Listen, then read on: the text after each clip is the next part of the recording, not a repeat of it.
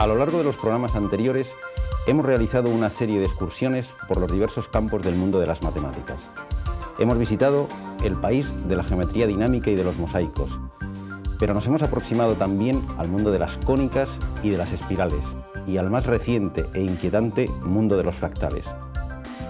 También hemos echado una ojeada al universo de los números enteros y hemos atisbado las sorpresas que aún hoy en día nos deparan. Hemos viajado a lomos de las gráficas y nos hemos introducido en el futuro, eso sí, de manera científica, utilizando las leyes del azar.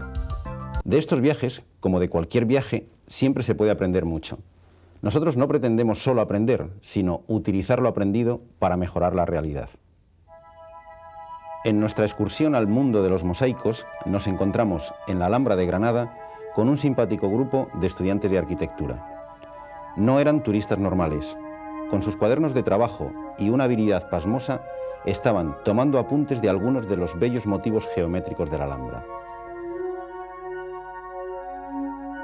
Picados por la curiosidad, investigamos a qué se debía su entusiasmo y descubrimos de su mano que la belleza matemática no está reñida con su utilidad práctica.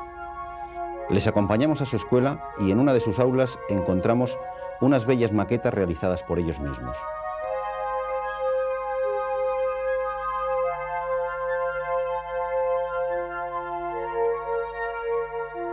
Pero dos de ellas nos llamaron poderosamente la atención. Nos recordaban a los mosaicos que tanto nos habían impresionado. La primera es el diseño de un colegio, pero de un colegio muy especial. Su estructura está basada en uno de los 17 grupos cristalográficos del plano, el grupo P31M. Este grupo tiene una rotación de orden 3 y una reflexión. Un grupo de alumnos había utilizado estas propiedades geométricas para aplicarlas al diseño de una estructura formada por 3 alas que convergen en el cuerpo central, cuya planta es exactamente este grupo cristalográfico. Nuestro proyecto se basa en un trabajo preliminar en la Alhambra, que hemos tomado apuntes a lápiz de los distintos alicatados del Patio de los Leones.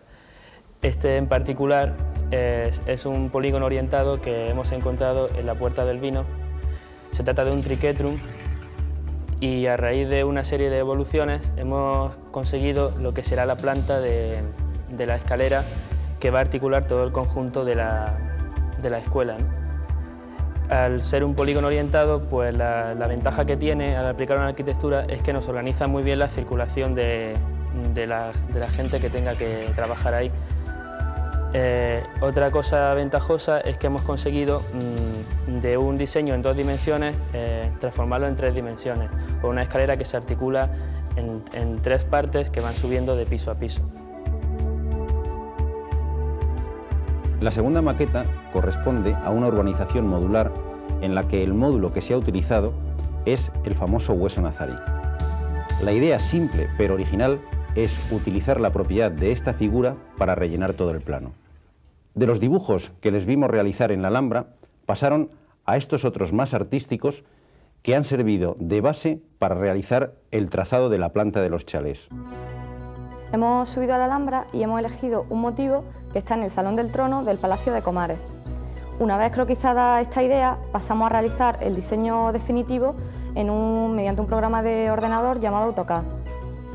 Este programa consiste, en primer lugar, en dibujar el módulo básico y, posteriormente, utilizando los elementos de simetría del grupo cristalográfico elegido, mediante reflexiones y traslaciones, obtenemos el diseño definitivo de lo que es nuestra urbanización.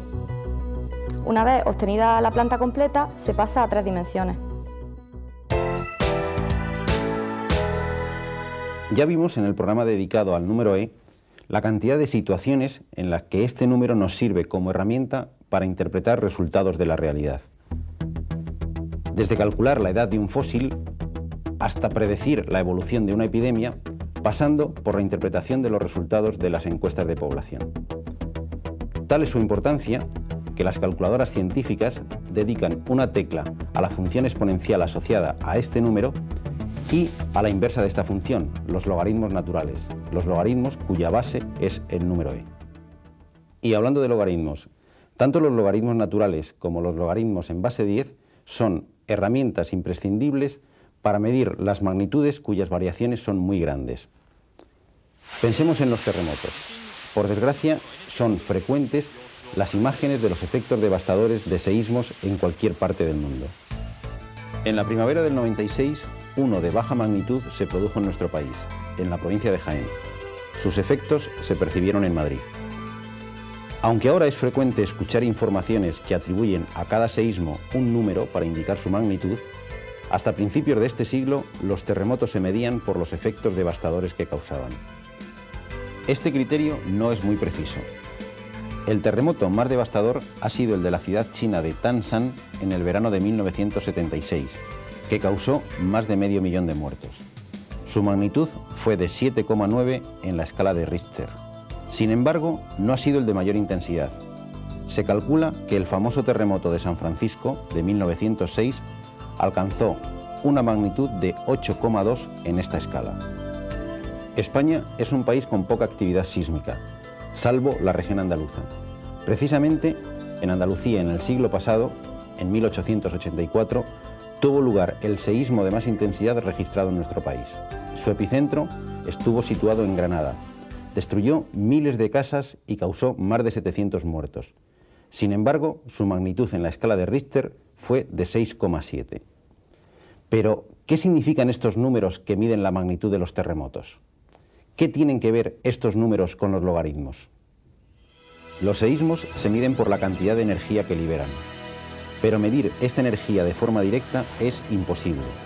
Un seísmo de magnitud 6 libera tanta energía como una bomba atómica de 50 kilotones. Para evitar trabajar con números tan grandes, Richter, en 1935, desarrolló un mecanismo para estudiar esta energía de forma indirecta, midiendo la amplitud de las ondas sísmicas en superficie. Definió la magnitud m utilizando logaritmos decimales mediante esta fórmula. M es igual al logaritmo de A más C. A representa la amplitud de las ondas superficiales y C depende de la distancia del observatorio al epicentro del seísmo y del periodo de las ondas registradas. Esta escala es logarítmica y este dato es fundamental para hacerse una idea clara de la intensidad real de un terremoto.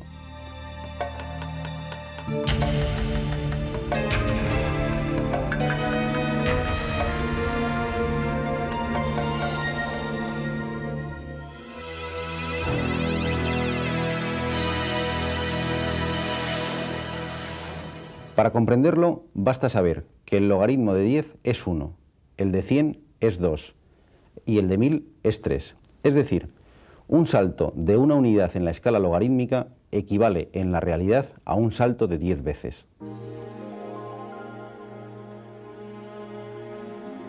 Cuando comparamos un seísmo de magnitud 5 con otro de magnitud 7, solo hay un salto de 2 unidades en la escala de Richter.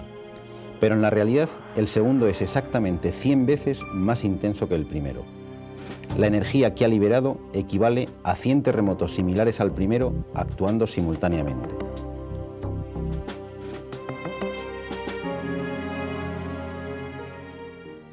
La ventaja de los logaritmos es que crecen mucho más despacio que los números que representan. Por eso constituyen la escala adecuada para representar magnitudes cuyo rango de variación es enorme. No solo la magnitud de los terremotos se mide utilizando escalas logarítmicas. El brillo de las estrellas se mide utilizando una escala logarítmica descendente de base 2,52. Cada 5 saltos en esta escala de magnitud equivalen a un aumento en el brillo de 100 veces. Sirio, la estrella más brillante, tiene una magnitud de menos 1,6. La estrella polar, en cambio, brilla con una magnitud de 2,1. Esto significa que Sirio, visto desde la Tierra, brilla unas 30 veces más que la estrella polar. Una de las preocupaciones en las grandes ciudades a finales del siglo XX es el nivel de ruido, lo que se ha dado en llamar contaminación acústica. El término decibelio se ha hecho tristemente famoso entre nosotros. Los decibelios miden la intensidad de un sonido y, por supuesto, también lo hacen utilizando una escala logarítmica. El umbral de audición del oído humano se sitúa en 1 billonésima de vatio por metro cuadrado, que es la medida real de intensidad sonora. equivale a 0 decibelios. El tráfico intenso produce unos 90 decibelios, es decir, una milésima de vatio por metro cuadrado. Este salto de 0 a 90 decibelios significa en realidad un aumento de la intensidad del sonido de 1000 millones de veces. Si una conversación normal equivale a unos 60 decibelios, el ruido del tráfico, 90 decibelios, es en realidad 100 veces más intenso. Quizás a esto se deba en parte la incomunicación entre los habitantes de las grandes urbes, aunque desde luego la culpa no es de los logaritmos. A lo largo de estos programas hemos visto que las matemáticas proporcionan herramientas muy valiosas para conocer el universo que nos rodea en sus manifestaciones más variadas, pero no solo para conocerlo, sino para hacerlo un poco más habitable. Espero que hayamos contribuido a hacer cierta la frase de Sir Francis Bacon: la historia hace ilustrado al hombre, la poesía ingenioso, las matemáticas sutil.